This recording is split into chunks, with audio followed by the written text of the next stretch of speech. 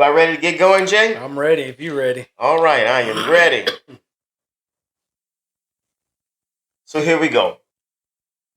If I took away your business, your career, your paycheck, your job title, who would you be? That's a hard question because most of us spend our lives becoming known for what we do instead of who we are. We're talking about identity because one day the job ends, the business gets sold, you're retired, or life forces you to start over. When that happens, who are you? Well, hey, welcome. My name is Marlow Jones of TOSO Experience.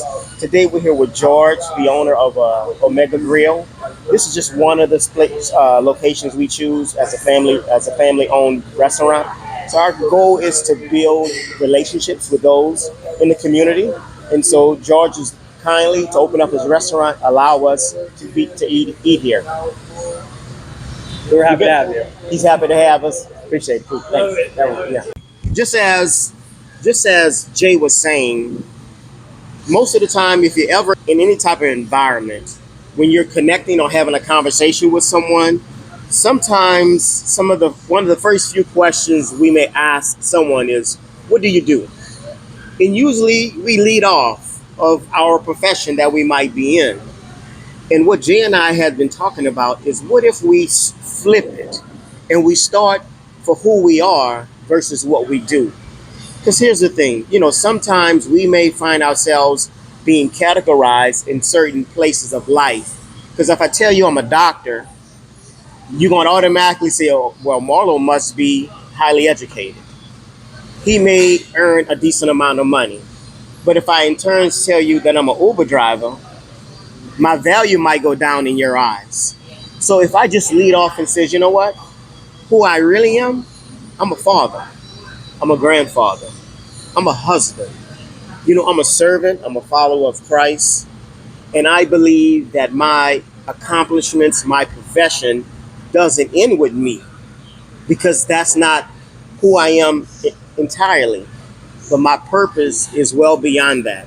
So who I am that father that has a father of four, a grandfather of six, a husband that's been married for 34 years. A part of that is who I am. So when we ask that question, to each of us, it's really just saying, who am I? Because if we strip away all of our accolades, our certificates, our degrees, our businesses, our titles, who are we really at the core? Sometimes some men really struggle at that, really to identify who they are. But I believe we know who we are. For me, a lot of the things that I did in my profession, I was able to identify who I really was. So when I left the LensCrafters after 21 years, there was a moment of time where I really kind of struggled, because I'm asking myself, what do I do now? What's next? And so for me, I go back several years earlier when the Lord gave me the opportunity for Teach One, Send One. He says, Marlow, I didn't bring you that far or this far for nothing. I want you to use all of your experiences and what you have gained. And now I want you to be able to equip, inspire, encourage the next guy. I'm a community builder. What we see right here, we see several men from different communities of the Houston area coming together to share like experiences. So I believe we have an opportunity to do great things among everyone. So who I am, and that's the things that I say who I am. That's who I am. So I'm asking, as we go through with each other, to share who you are. And you can share as little or as much as you choose to. That makes sense? Greg Roscoe. Well, who am I? Ooh, I'm trying to figure out who am I. And that's honesty. Oh yeah, That's honesty. Hey, I'm a husband. I'm a father. Yeah, take care of my family. Well, I'm thinking. Hey, now that you're saying that, now I'm thinking, who am I actually? That's the whole point. Who am I? Yeah. That's the whole point. Oh, well, And that's it. That's fine. He's recording, but remember, he's going to edit this. yeah. So when you're done, you're done. Oh, yeah. But the goal is to keep that on your mind. No, that as we go forward. I'm gonna keep that in mind, and I'm gonna actually make me think. Who am I actually? Um, for myself, I think my strongest attributes is leadership and mentorship, and just being a steward to other people. Sort of like you, Marlow, I was the same way. When I retired, my last unit in the military, I had 700 and some soldiers. So I went from all of these soldiers to now planning on being a stay-at-home dad. That didn't even last 2 weeks. And so for me, having mentored and developed so many people, it was like, what was my purpose? And so when I had the opportunity to go out, work at NRG Park, work with the Texans, the rodeo, and man, I tell you, I came across so many people, like homeless people. Like I literally found people that were eating out of the trash, and I had people would look at them like they was the scum of the earth, but you don't know where that person comes from. You know what I mean? I've literally given people money to go get something to eat. People going through divorce. I had a guy one time. He came there and one of those suicidal suits. He was like, I don't even want to live anymore. You know what I mean? So I had to get my police officers. We had to restrain him. And the sad thing about it, man, that guy said in that car, he told us, if y'all had not gotten to me, I would have killed myself. Wow. And so for me, I sit back all the time. And if it's just some people talking to me about financial choices, relationship choices, I say to myself all the time, like, God, why me? And I've had people tell me, Mr. Pettaway, we just naturally gravitate towards you. We listen to you, your experiences in life. So for me, I definitely feel like sometimes being out there at that stadium, man, is really like my calling. And I talk to you all the time, Lo. I'm like, man, I got another year out there, 2 years. But man, it's like my second family. I refer to a lot of those youngsters as my sons and daughters, and I tell them, like, it's almost like having a conversation with my own kids. And so for me, I think just that leadership, mentorship, and just having that advice. And my old saying is, Jay, it's free 99. Okay? If you want it, I got it for you. And I just enjoy talking to people, everything from like cars to whatever it is. Like 4 or 5 people I've put in the service since I've been working out there. They have come back and tell me that was one of the best things they've ever done. So for me, the leadership, the mentor, being a steward, and even like thinking about with my sons, like we talked about early relationship, opening up doors and all that stuff. Just little stuff like that, man, you never think about. You know what I mean? And then when you reflect on it, you're like, man, wow. So, like you said before, Marlow, which was just perfect, you never know who's watching. You never know what example you're setting for somebody else. And so for me, that's how I look at myself, man, as just really a leader and a mentorship. And it was always too easy, in the service. You know how it is, nephew. When you're a first sergeant, you get up and, you just kick it in and take names. And then now, all of a sudden, now people just ask you stuff, buying houses, stuff like that. So now that's why I look at myself now, outside of all that, man. It's really just being a leader of not just men, but people. You know what I'm saying? Mentoring folks. And like I say, man, just being a steward of everything, man. Neighborhood coming together like this. And like I tell my sons them all the time, man, my work's already done. All I can do is pass it along, buddy. So I'm here. If you need me, my door's always open. And it's like that for everybody. Yeah, back up a little bit, baby. Well, I don't know how to follow that up, but I will make it quick and simple. I'm gonna start off with I'm a God-fearing man, 100%. I'm a father of 3, granddad of 2. I will say I'm more like a I go above and beyond to help others. Necessarily doesn't have to be a friend or someone that I know, but I will stop and help anybody out. I guess I'm a helper in life. Um, that's about it right now. Check, mic check. Nah. Um, First and foremost, I'm a father, father to a baby girl. I'm a son to my parents. I'm a friend to those who are around me. I'm loyal, goal oriented. I'm a creator. I've created jobs and created many things. Um, I'm very into my health. Prioritize health. I prioritize God. My family is, very. How do you say? So we're not participating, but volunteering into the church. That's something that's new to us that we just started this year. So that's definitely a priority or a new priority. An innovator, always trying to come up with new things and new ways to just stay fresh and young. Um, yeah, that's who I am. Thank you. How y'all doing, man? My name is Dwayne. So for me, I am a father. I'm an uncle. I'm a son. Obviously, like a lot of the other guys here, I do hold a lot of titles, but I think the main thing for me is, I'm also a coach as well.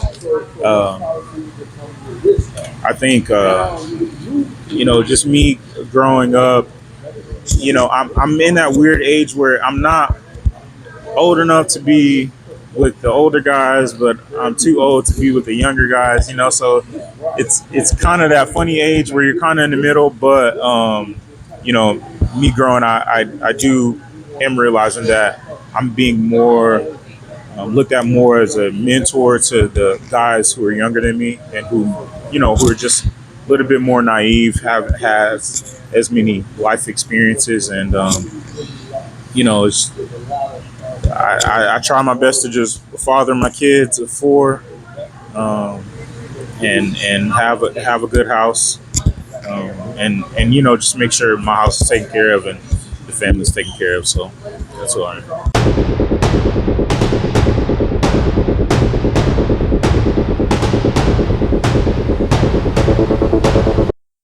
Welcome back to the MR TOSO Experience. I'm Marlow. I'm here with my brother Jay. What How's up? it going, Jay? It's going. It's going. It's going all right. Yeah, this is a good conversation, man, that we're gonna have today. It really hits home, especially for entrepreneurs, business owners. Yeah. Whoever the man is, you think when you take pride in providing. You know, Yes. um, that's something that I feel a lot of men today are struggling with. Um, and I keep seeing videos and they're popping up on my algorithm for some reason. I'm just like, why am why is this coming up on my algorithm? And it's the opposite. Like they're okay with not providing. Like Damn. it's just weird. It's a weird time that nowadays where it's like men are okay with not providing. They're okay with splitting on the first day, splitting the bill with the girl, Right. 50-50, or hey, I don't have it all, or I gotta go put gas, so chunk me some cash. Right. Yeah, man. I definitely hear you you. know, because somewhere along the line, it it it it is changed, and oh man, it's not in my opinion. Right. Yeah. Follow you. I follow you. But our careers, going back to the subject, our careers, our jobs, um, anything you do for work, it can really become our identity most of the time. Okay. And there's a lot of conversations, especially, you know what I did notice and I liked it. So we have this men group that we do once a month. We try to do once a month, and what I enjoyed was when we sat around the table, when we went around the table, no one asked, "What do you do for a living?" off the bat. Exactly. It was more like, like, who are you? Like, they want to know genuinely who you are before what kind of income you make, or what is your income status, or Of course. And I like that. I was like, okay, cool. They genuinely want to know who I am rather than what I do. That's true. Eventually that conversation will come up. Of course. But at the start, I think it should be, who are you? Yeah, it's more about connecting. It's more about connecting. I'll share here recently. I went to a men's breakfast a few weeks ago, and this was a group of men that I had never met with before collectively. Okay. I knew a few of them, but I still didn't really know them well. Yeah. But I was invited, and I said to myself, okay, I'm gonna go, because one of the things that I really pride myself on, especially being here new, not that new in Texas anymore, but is to be intentional.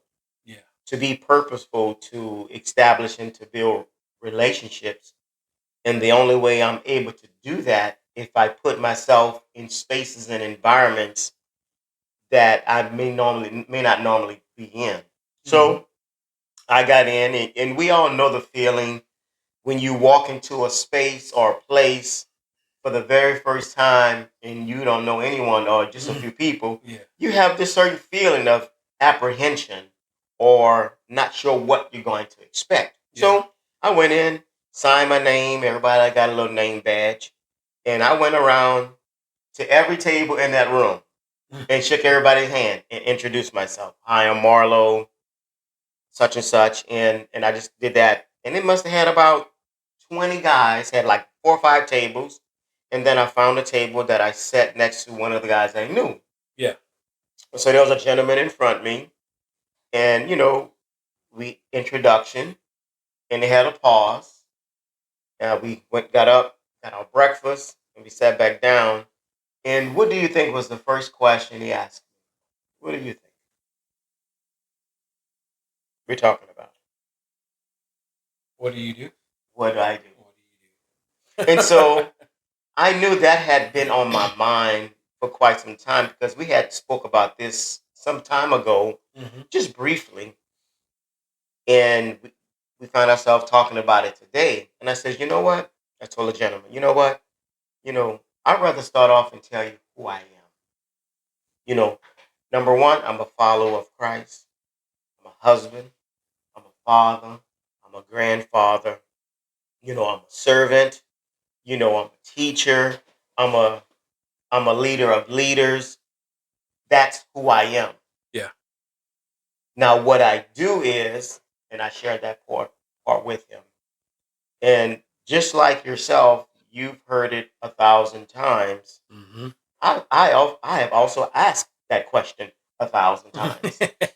So yeah, it has caused me to change my behavior to want to know the person for who they are and not what they do.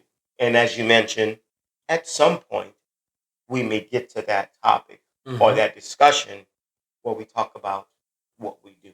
Yeah, because just like you said, after hearing it thousands of times, hundreds of thousands of times, like almost every time you run into someone new, and it's a conversation you have more than a couple seconds, Yeah.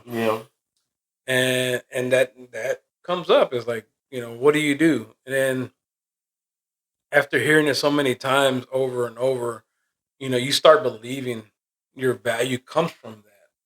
Correct. Your occupation. Correct. Oh, I'm only valuable because I make 6 figures or more. Correct. Correct. Or I don't feel as valuable because I don't make that kind of money. Right. You Yeah. know? Yeah. And that's where I think a lot of good discussions could be had if that was out of the equation. Correct. Because there could be someone here that's making 7 figures, and there's someone can be doing minimum salary. minimum wages. Correct. They're in the same room and the same table, Mm-hmm. but this guy is making minimum wage. Might feel Could feel less than. Yeah, less than or intimidated by someone Correct. making that kind of money. But at the end of the day, we're all human. Of course. We're all Of flesh course. and blood. You course. know, yet this one might have done something, to make that kind of money, no doubt about it. But we're still human, and there's conversations that could be had, but that won't be had because Correct. this conversation came up first. Of course, and and I was having this conversation with my wife. Sometimes I have these like what ifs. Yeah. Or tell me what you think about. Mm-hmm. Because as I was working on this particular podcast, that question, like you said, comes up quite often, and probably early on in the conversations of trying to know who we are or what we do in a sense. Sometimes we may find ourselves putting people in categories. Yeah. When we like the prime example that you gave. Okay, if we have a group of guys and we're together and we don't know anything about one another, but everybody go around in the room and tell everyone what you do. Yeah. Now you may have doctors, you may have a professional athlete, you may have a business owner, you might have someone, who's maybe a college student, you might have someone, who's an Uber driver, someone who's a truck driver, or it could be any of those things. Now, if you're not a person of maturity, we can find that in the sense of those who find themselves in the upper echelon of status, economic status, could have a tendency to look down on those less than. You see what I mean? And as you also alluded to, those who may feel less valued look at themselves as I am not enough, or I am less than a man. And so I really believe and understand that what you were sharing is if we lead off on who we are first to get to know each other, that really have some genuine connections. Because in essence, that's who we are. Yeah. As we will get deeper into our conversation, what we do should not define us. What should define us is who we are. And sometimes, honestly, some of us as men really don't know that. We don't know who we are. Yeah, that's true. We can go through life trying to figure it out. Or if we don't have maybe a good role model, whatever the person did before us, that's what we do. We still don't know who we are. Yeah. As an individual. Yeah. Very true. Our first question, Jay. All right. Have you ever caught yourself feeling like your worth was tied to how much money you were making? Wow. Oh, definitely. Definitely. Especially going back, what was it, 20? I think I was trying to do the math the other day, thinking about the podcast. I'm gonna say that on the podcast. Right. So I would say around, 2009, 2008, 2009. I think that's when I was at my high at the pawn shop, and I was making substantial amount of money. I wasn't making six figures, but I was close to it. That's good. Yeah. And at that time, it was worth a lot more than what it is now. Yes, it was. That's for sure. So when you're making that kind of money,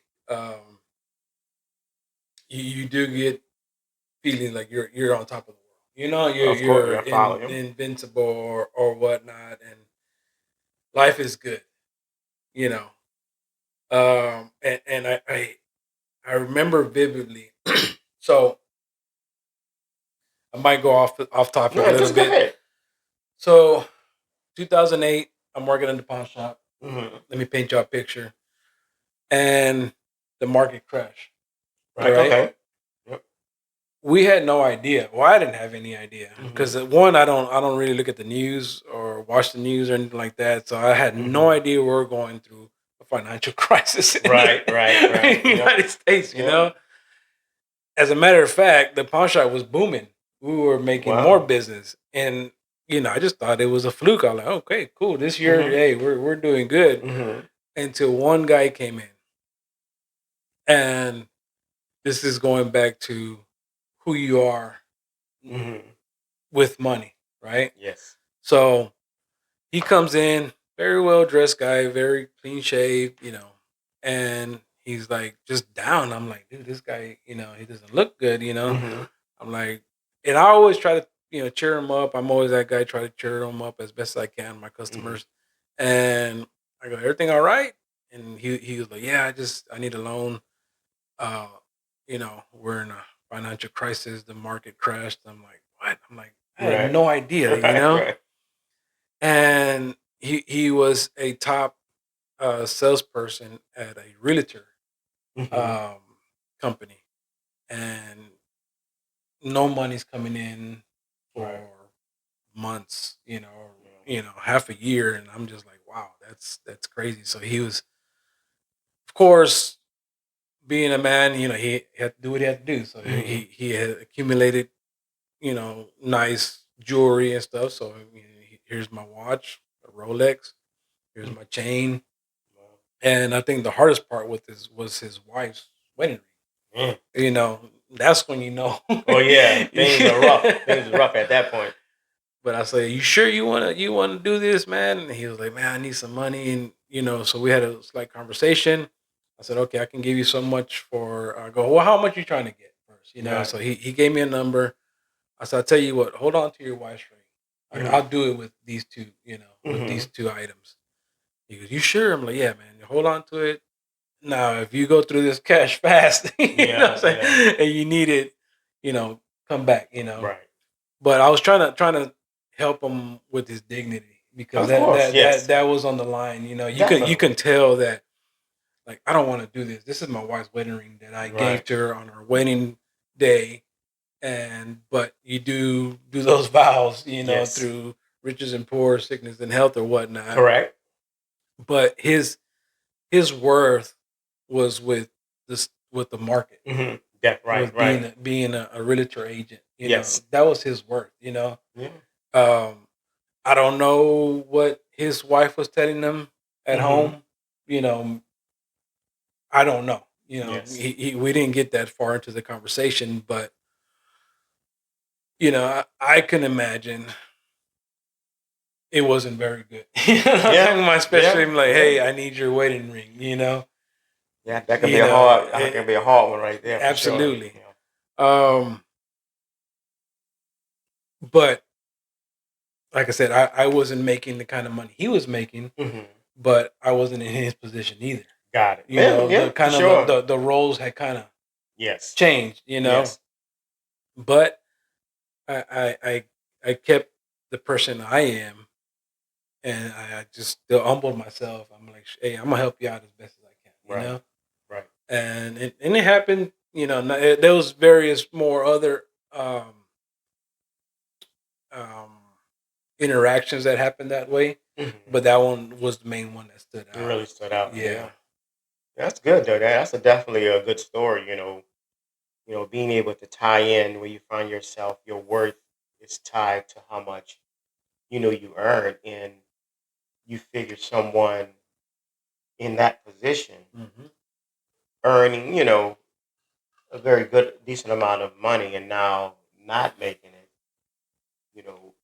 What if you were able to take that conversation beyond that moment, that experience, to really uncover, what has taken place? Because as men, most men are we're providers. Most men are looked at as being a provider. So when we're unable to provide, that can take a strike to our ego, Absolutely. to our manhood. No, absolutely. And we can feel less than.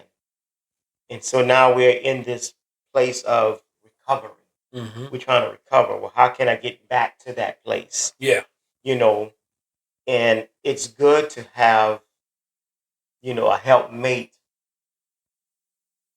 to help you in that process. if they're one that is encouraging. I think it's more necessary than good to have. If you have that right partner with you, that sees the potential in you, and pushes you to be like, we're gonna get through today, right? No matter what, then you're unstoppable as a man. True. But if you come home and you ain't worth this and you ain't worth that, you're already broken down. You're kicking me while I'm down. Yeah, exactly. And that's not what you need when you come home. You don't. Yeah, that's something serious in a lot of cases. I've never encountered that, so I couldn't speak from that point. Correct. Going back to when I was at the pawn shop and I quit, there was a low time in my life, and you've heard this story before. But I had the right woman by my side, and we got through it, and we're still going through it. That's definitely good. I remember a time when I transitioned from the military before I made it to the IRS. So I was wanting to move to become a travel agent, to have my own business. Okay. So while I was still in the military, I went to a travel agency school. And while I was at that school, I met a gentleman who had his own business. So I started, shadowing him, for a little while. And as I was getting ready to transition, he was in the process of selling his business. Now, I was not yet that savvy to take over his existing business, because he was selling it for like $100,000 at that time. And you talking about this was the late '90s. Oh wow! So just compared almost 30 years ago, what that value of it could be now. Yeah. But at that time, I didn't have the skill set or the know-how or the ability to take over it and manage it. Yeah. So what I ended up doing is he didn't sell it immediately. He said, "Well, Marlow, I'll just hire you. You can work for me." And it was highly commission based. Okay. There was a very minimal wage. Yeah. But my paycheck was based on how many travel bookings I can make, whether you were going on a trip, on a vacation trip, or you was just flying from one place to the other. Okay. Now, some people knew what I did, and I was able to get some business. But man, from the military check to that check, didn't look good. It didn't look good for me. It's like, man, and it just didn't come. The turnaround didn't come fast enough. Gotcha. And so I'm saying, man, I don't know how I'm going to manage. I think Kim was working at the time, maybe part time, but I really didn't know how I was going to manage that. Yeah. And so I'm looking at myself. I'm the provider. I just exited the military. I turned in my uniforms. I gave them all my equipment. Now what? Now what? Who am I now? Yeah. Who am I now? And so, though at a very young age, now granted, I'm in my late 20s at this point. Almost early 30s. So I'm just like, all right, what do I do? How do I do it? And here comes along an opportunity to work for the Internal Revenue Service. So eventually, once I get that job, things shifted. Things were a whole lot better. But then I just started grinding out doing that. Fast forward, I go from the IRS, I go to Lens Crafters. That's where I spent a bulk of my adulthood working. And you figure in over 20 years, every year there is a annual increase, there are bonuses, there's commissions, and there's all types of things. So now I'm looking at myself, I'm moving. I'm tracking, Yeah. And now you have peers that are kind of, you all are kind of running the same race, but then you look at each other and see where each others are in that race. Yeah. Now they got some that's ahead of you. They may have some that's running with you and some is behind you. Yeah. But I'm saying I'm not making enough. I need to catch up with them. I left them behind, so I need to catch up. So once again, we talk about how making what we do as the value of who we are. So I'm saying that I am this. I'm a good dad. I'm a good husband. I mean, I'm providing. I'm getting a job. I'm making more money. I'm getting bonuses. I'm working hard. I'm working longer to get that. You see what I mean? Yeah. To say, look, I got this bonus, have that bonus, and so I found myself in a place during a period of time in my life where that was my measuring stick of saying, okay, I've accomplished. I've moved up, going to different roles and responsibilities, working at multiple stores, training different people. All of that became who I was based on what I did. Yeah. And so, it goes back to that question. Have you ever caught yourself feeling like your worth was tied to how much money you were making? And I would say not only the amount of money you were making, but also the status and the titles you were acquiring. Yeah. Because when you have this name either before you or this title before you or after you, that becomes who you are, in a sense. But that's not really who you are. That's what you do. That's function. Yeah. That's the function of what we do. But in theory, that's not who we are. Yeah. That's true. Man. What's that next question, Jay? All What right, we got? so What we got? Let me ask you a question now. I'm going to try to answer it. I'm going to try. All right. So why do you think so many men struggle after retirement or after losing the business or after their career has ended? Let me just read you some of the things that I had wrote down when I was really thinking about this. I think many men struggle because over time, what we do becomes who we are. Yeah. We spend decades building careers, businesses, and reputations.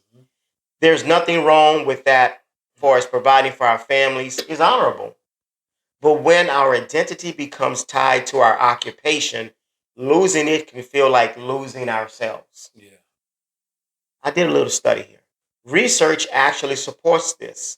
Studies have found that people whose identity is strongly connected to their work have a much harder time adjusting to retirement, career loss. And when retirement and job loss is involuntarily, whether through layoffs, health issues, business failures, the emotional impact is even greater. That's why many men ask, who am I now? The problem isn't retirement. The problem is when our identity has been built on our professions instead of our purpose.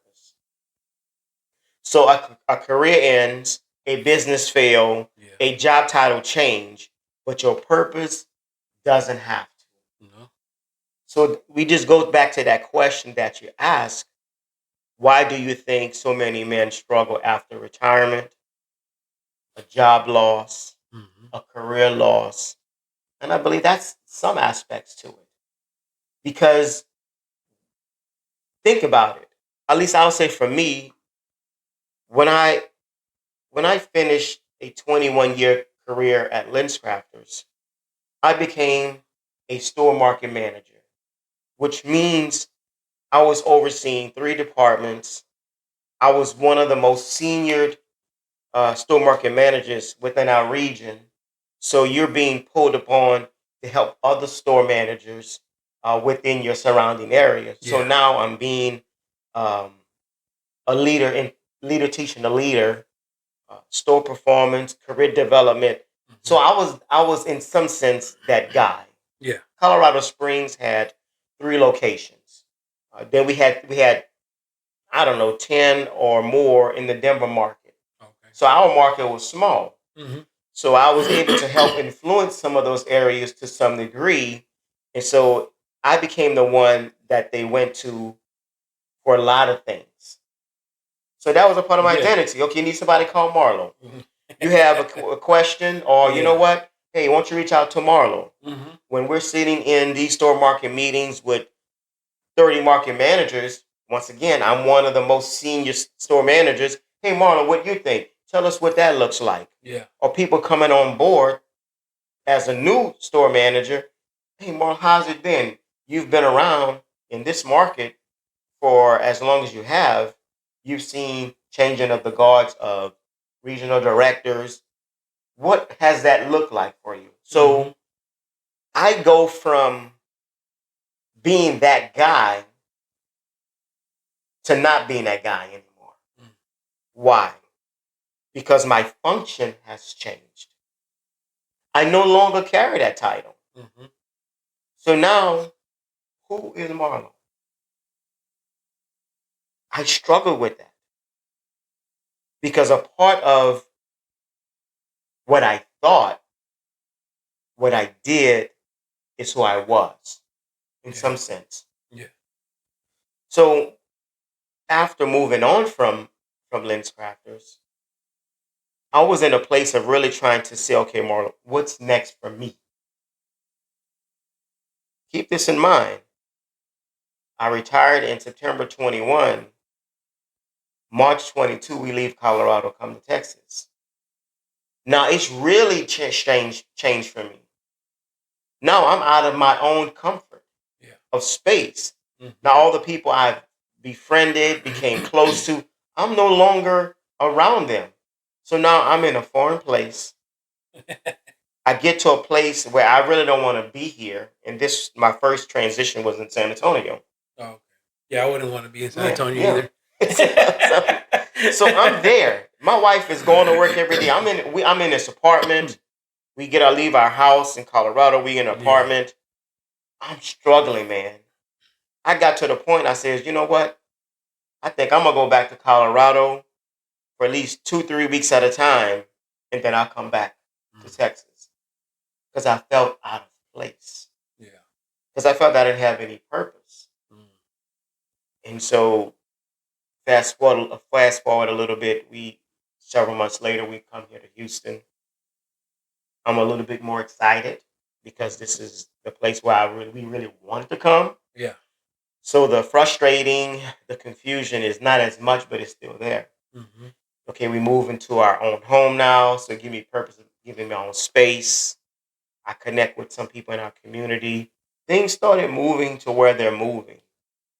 And then I realized what the Lord had given me several years earlier when He gave me TOSO, Teach One, Send One.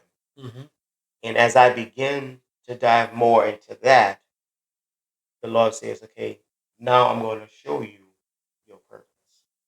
Remember when you went to the military? You worked for Lens Crafters. You worked for the IRS. And you did all these other things. He says that knowledge, the things that you went through, that's what you're going to use to influence others. So once that really registered and I accept and I embrace it, I've been on a path of making that thing work. So now I don't have to have a title. I don't have to make a certain amount of money. I just have to be me. Yeah. And that's enough in itself. As a father, as a grandfather, as a husband, as a friend, I let my light shine through that. And so nobody can change my purpose. It's just a matter of me whether I turn it on or turn it off. Absolutely. So, we go back to that question, that's what I was struggling with. That's why I struggled. This is very similar to why I struggled. So let me ask you a question. Sure. How old are you? 55. 55. Okay. So for our younger audience, whether you're just starting in the workforce or you're already in it and you're trying to decide which way to go or what to do or is this my calling? You heard it from him. You heard it from him. He's 55, 55, right? Yes. 55 years old, and he found out a couple years ago. Yeah. And it takes that time because you have to go through trials and tribulations. You have to go through the hardship, and then once you're prepared and you've learned, then God will put you in your season where you need to be. True. And I think a lot of young people are struggling with that. Young men, in particular, are struggling. Like, who am I? Well, what is my purpose here? You know, Right. I'm like, you're too young. I mean, unless God gives it to you, hey, right then and there. Right. Some do know what they're gonna be doing. Like Right. there's some, and even when I was growing up, in high school, they already knew I'm gonna be a doctor. I'm gonna be this. I'm gonna be that. I had no idea. Yeah. I wasn't thinking about that, and which most of the world is like that. You know, at least in America, they don't think, hey, I'm gonna be this when I'm growing up. Right. You know, I guarantee you, if you ask someone in a workforce or any kind of, you can walk into a bank or you can walk into a Wendy's or a car dealership and say, is this what, you can ask them the question, is this what you wanted to be? When a teacher asked you, what do you want to be when you grow up? Yeah. Was your answer, hey, working at a car dealership or working, at the bank? I guarantee you most of them questions are going to be no. Of course. I can guarantee you. And unfortunately, a lot of men, and this brings up another point that I heard. I forgot who told me this. Someone that works downtown. When around 2008, when the market crashed and a lot of people were losing their jobs, a lot of people were taking their lives. A lot of men. I heard that. Yeah, I heard that. And they were like, "Yeah, it's once a week here." I'm like, "What do you mean once a week?" Like, yeah, no one hears it on the news, but people throwing themselves off a building, Yeah. and that's just like, wow, like, the struggle is real, but for you to do that, that's when their worth was what Yeah, correct. their title was at that job. Yeah. They didn't see anything else. Like, I can't do anything else in this world, but this. Now I don't have this. I got to end it all. That's just mind boggling to me. And like, how can you get to that point where you're just like, well, I got fired. Right. Take the walk upstairs, and I'm like, yeah, that's serious, man. It's very serious. Yeah. You had a question. You had a question you wanted to ask him? Or maybe that question evaded you. Yeah, I think. When we think about it, man, you stated we were asked when we were younger, what do you want to be when you grow up? Most of the time, we really don't know. Mm-hmm. We may have an idea. And that's a small percentage of people become what they actually said. Yeah. Through life circumstances and situations. Some children are groomed to be whatever that may be. Yeah, it may be in some family dynamics that, okay, in this family, we are lawyers. And so sometimes you see a family line of lawyers. Mm-hmm. Or it can be business owners where one family just grows up and they inherit the business that their grandparents had, and it went to their parents, and now they are operating in it. Sometimes it works that way, and for some, they excel and do very well in that. Others don't want to follow the family plan, and they want to do something totally different. Or it's we go through life not knowing who we really are, but we attach ourselves to something we do. Yeah. And that becomes who we are. Yeah. In actuality, we may identify who we are through those jobs. Mm-hmm. I think that became a part for me. It's how I was bent. The things that were already in me. It was through those jobs that in which I had really allowed those things to come out of me. Of being a leader of leaders, being an encourager, being one that builds community, being one to help encourage and inspire other people, one who makes disciples, one who is a servant. So I believe I've come to learn who I am. Yeah.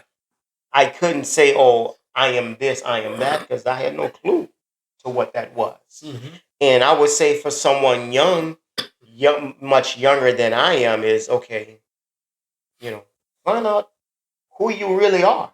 Yeah.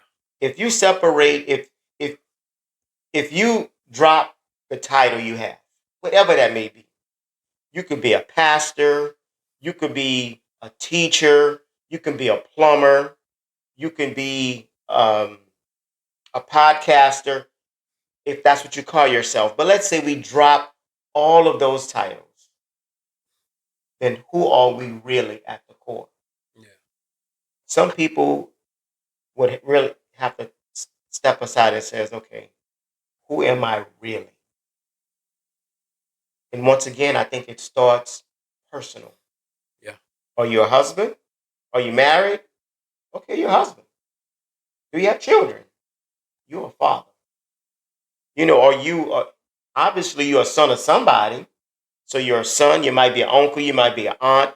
You can be a number of things that has nothing to do with a title or position or is in the marketplace. But who are you in those roles? As a father, I'm a leader. I'm a caretaker. I'm a provider.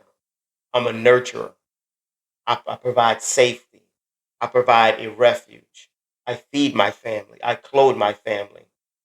That's who I am. That's who I am. Okay, who else? What else am I?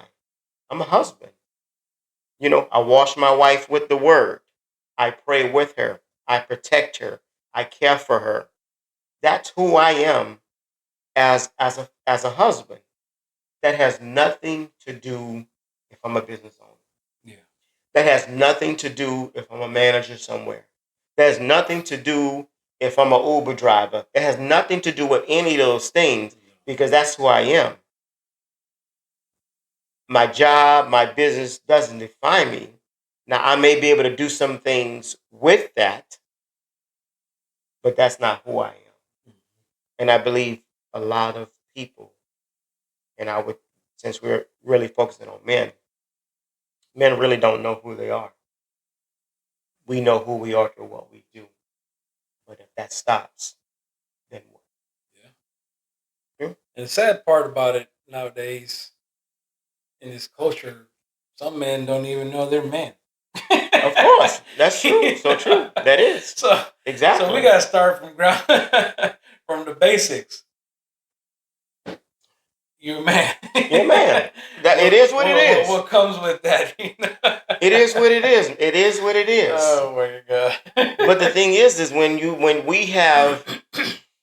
we're raising a family as fathers, which brings us to our next question. Mm-hmm. How do we teach our kids that success isn't just about money? Yeah. Without making money seem unimportant. We think about that. Wow. How do we teach our kids that principle when they are flooded with information through technology that says otherwise? Yeah. That's hard. Because it's for some it's in their face. It's all about the bag. Yeah. It's all about how much money I have, what type of car I'm driving. Yeah. What zip code that I'm living in, how big is the home, what does it come with, what other influential people are my friends. It's like, what status I have. We all know that is very vague. Mm-hmm. That's materialistic. Because for some people, what we see all the time in the industry of popularity, you might be hot today. You might come out with a hit song and everybody is playing your song. Yeah. But if you don't come out with another hit, guess what? You might become a one-hit wonder. There's a lot and of guess those. what? And you fade and you fade away. Nobody's talking about you anymore. They may play your music every once in a while. That was some people's identity. Yeah. But here's the thing. I can make a hit song and still be the same person. Not everybody can do that. I'm at a stage in my life where I really understand who I am. Mm-hmm. Nobody can persuade me otherwise. And I think that can be hard for some not knowing, because we can be pulled. We can be pulled in so many different directions. So how do we teach our kids success? Isn't just about money, without making money seem unimportant. Man, it's. Oh, man. I think when you're teaching your kids about success, you have to, and it's not about money. So you have to bring it around, and I think it comes more down to being grateful. Right. You have to start looking at, okay, what am I grateful for? If I don't have that kind of money, I'm not making six figures or more or whatnot. What am I grateful for? Yeah. Hey, correct. My car works. It gets me, True. It might not be the fanciest car in the world, but hey, it gets me to my job and back. I'm in good health. My family's in good health. We're not always going to the emergency room every once a month or seeing the doctor once a month or whatnot. There's, my bills are paid. Yeah. And there's food in the fridge. Yeah. I mean, some people might see that as success. Some people might not. Correct. Yeah. And you hear it all the time. It's the wealthy, or when you're like extremely wealthy, money doesn't bring you happiness. It does. You might be successful because your bank account's large, but you're not happy. Some say otherwise. Oh yeah, it's real happy. I'm really happy, but most of the time, more than none, you hear, hey, they're not happy. They're miserable. You hear it all the time. You hear it all the time. I mean, I've seen guys on podcasts making, they're making 50,000 a month, and they bought the house, they bought the cars, they bought all the clothes, they bought all the jewelry, and they're like, now what? Now what? Right. You hear it. They got a girlfriend, but is that girlfriend even there because of him? Correct. Because who he is, or is it because what he makes? So true. Yeah. Yeah. Exactly. And when you get to that point, yeah, you're making that kind of money, and you're like, okay, well, what next? Is like, you're in the same, almost in the same category as the guy that just lost his job. Like, right. Well, what next? You know what I'm talking about? Exactly. Exactly. And it could go both ways. I'm like, yeah, they can. You hear stories of guys, winning the lottery or whatnot, and then they kill themselves because they don't know what to do. And now guys that are losing their jobs, they don't have an identity other than work, so it's like they kill themselves too. Yeah, that's so true, man. I tell all my kids are grown at this point, but my wife and I still have their ear in some ways. Yeah. This is what I wrote. Money is important because it's a tool God gives us to provide for our families and bless others. But money should never define our value. I want my kids to understand that success isn't measured by what's in your wallet. It's measured by your character, your relationships, your faith, and the impact you have on others. Earn money, but don't let money determine who you are. If I had to summarize that in a nutshell, that's typically what I would say. How do you teach your kids? Because money comes and money goes. Yep. It goes faster. It goes very fast. It's harder to earn it than to spend it. Absolutely. It's and I've learned over the years, just because I have it, I don't have to spend it. And because we want what we want, But we have to learn how to be disciplined and understand that the money is a tool. It's a tool. Yeah. That's like you're gonna go work on your car. You're gonna go into your toolbox, your tool bag, to use a particular tool to do a certain thing. Yeah. That's what money is. Yeah. It's a tool to, number one, to care for your family. The Bible tells us he who does not care for his family is worse than an unbeliever. So number one, a God principle for us as a believer, as a Christian is, you know what? At the end of the day, I must take care of my family as a man, as a father. Number one, I need to take care of that. So use that tool to take care of your family. Mm-hmm. Use that tool to build a savings account. Use that tool to put money aside for emergencies. Use that tool to feed your family. Use that tool to provide reasonable housing, transportation, and so forth. Also use that same tool to be a blessing to others. You know, the Bible tells us, you know, when you bless the poor, you lend to God. So it is a tool to be used. And when we understand how to use the tool, it becomes effective. Mm-hmm. How many times you've used a screwdriver to take to loosen a nut? Yeah. You never have.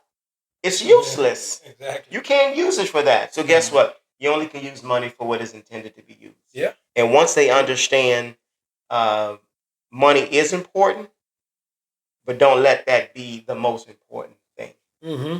You can make all the money, as you just alluded to. You can make as much money as you want. Your desire, I want to make this much. You get it. Now what? Now what? Guess what? You know what? Let's not have that define us. Mm-hmm. Or here's another thing. Sometimes we use that money as leverage over other people. Because you have money, you can use it as a manipulator in some sense. Or some people, if you have money, people have a tendency to listen to you because they think you have all the answers. Yeah. Because you make a lot. Yeah. You might just got lucky. I'm just saying. No, you're right. You might have just got lucky. Yeah. To land that good job. Mm-hmm. Or for us doing the podcast, we're just talking normal. But who's to say that it doesn't take us to a place where it becomes very popular? Well, man, Jay, Marlow, man, how y'all do that? Man, y'all have these followers. You guys have these sponsors. You're doing all these things. How do you get there? People more inclined to listen to us. Yeah. They may not listen to us right now. You see what I mean? They may not listen to us right now. They don't have that many followers. They don't have that many subscribers. You might get some here and there that chime in. But if they look at it and say they have 1 million followers, they might be worth listening to. Yeah. So that's why I says, you know what? We have to know who we are. Mm-hmm. Most importantly, we have to know whose we are. Absolutely. As a believer, we know that we have our Heavenly Father that rule and reign our lives. And so at the end of the day, my identity is not just in Marlow, but my identity is him that got up on the third day. So at the end of the day, that's where, as a believer for myself, that's where my true identity lies. And I'm okay with it. Yeah. And I'm just okay with that. And so, man, but yeah, I think really teaching our children the value of success is not always money. Yeah. So I that reminds me. I've seen this video. I can't even quote the guy's name, but he was actually talking to another guy, and it was about finances or whatnot, and he used the Hispanics culture, I guess, or race. He used them as an example. He was like, he asked the guy, he goes, "Who do you think are the happiest people in the workforce?" And the guy was like, he goes, "It's the Hispanics." He goes, "They make the least amount of money, but you see them on the weekends barbecuing and having a good time." You know what I'm saying? He goes, you know, and it just like, it brings you, you know, to reality. Like, yeah, they don't make that much money. And yes, on the weekends they are barbecue. I don't know. I would have never come up with that answer. Me neither. But he was making a point that money is not correct everything. That's good. It's not everything. You don't. Well, I mean, yes. If you break it down, of course, you're not going to see millionaires and billionaires doing the same things. They got other things more important, I guess. But they value that time with family. The Hispanics or whoever in the workforce, what he was talking about, they value their time with family, and they know hey, Friday's payday, bills are paid. What okay, everything's good. All right, let's go buy some meat. Put it on the grill. We're gonna have a good time. We're gonna enjoy ourselves. Living for the weekend, but they're living. They're living. It's not about the success, because obviously, they're not. I guess if you will see it, the society, I guess, sees it. If you're not successful until you make X amount of money. Right. Yeah. And that's true. I would say, raising my children, we had a family of 6, and that was a great responsibility. Yeah. And my wife worked at different intervals when our children were born and very young. She didn't work, and at periods of time she decided, she needed to get out. So as they got older, we were able to put them in some type of child care. Okay. But at the end of the day, if she chose not to work, we still was fine. But I know I didn't have that flexibility. Yeah. I knew my commitment, what it was. Yeah. But that came at a price, because I couldn't go to all of the children activities. There's sporting events. In my 21-year career with Lens Crafters, I worked most Saturdays, whether it was morning or evenings. So I missed a lot. Mm-hmm. And so if there's anything that I would say with a younger generation who either has a family or who are in the process of starting a family, is just count the costs and really decide and ask yourself, what am I willing to give up to be there for my children? Yeah. Because depending on what that is, we may have to sacrifice. Now, if you don't want to sacrifice and you say, you know what, I want to be at all their events, I want to be there for them, that's cool. But then your prayer is, okay, Lord, give me the job or the business that allows me or force me to be able to do that. Yeah. And if there's anything that I probably would have done differently, was made it my business to be present more. Yeah. In that sense. And so, my kids and I, we talked about that as they grew up and as they got older. Yeah. And in my prayer for them is hopefully they can be as present as much as possible for their kids. Yeah, absolutely. And I was on the same boat with the pawn shop. I mean, it was open 7 days a week. Until years down the line, I don't even, did we close those? No. Years down the line, my schedule changed, and then I started having Sundays off. Okay. But at this point, my wife was already taking she started her path with God, and started going to church with the boys, and I wasn't able to go. I was at work, and the same thing. You miss a lot in order to be that provider and to be that the finance of the family, especially if it's just one income. Right. And yeah, you do miss a lot, but do I regret it? Yes and no. Right. And again, just like you, I've talked to my kids, and they understand why I did it, why I had to do this. We had to get out of the situation we were in. In the neighborhood where we started our family. I was like, I can't have my boys growing up here. Right. I can't, so I needed better for them. In order to do that, you have to make those calls. You have to make that decision and be like, what? I got to work. I got to do this, and like I said, it comes with sacrifice. Yeah, absolutely. And so, as a father, I did what I thought was best at that time. And granted, those were hard decisions to make, but I think it happened for the better when I look back at it. And so I'm thankful, I'm grateful. I didn't lose. And here's the thing: by me not being present to those things, did not put a strain on my children's relationship because I wasn't at every game, every activity, but I still was present in the home. I still was there, spent the quality time with them. So that's just one piece to it. But I connect more with my kids as adults in some ways than I did when they were children. And I love it. Yeah. Because they could be doing their own thing. Yeah. And don't have nothing to do with mom and dad. But that is not the case. And I'm not mad. No, it's not something to be mad about. That's definitely a good feeling. Yeah.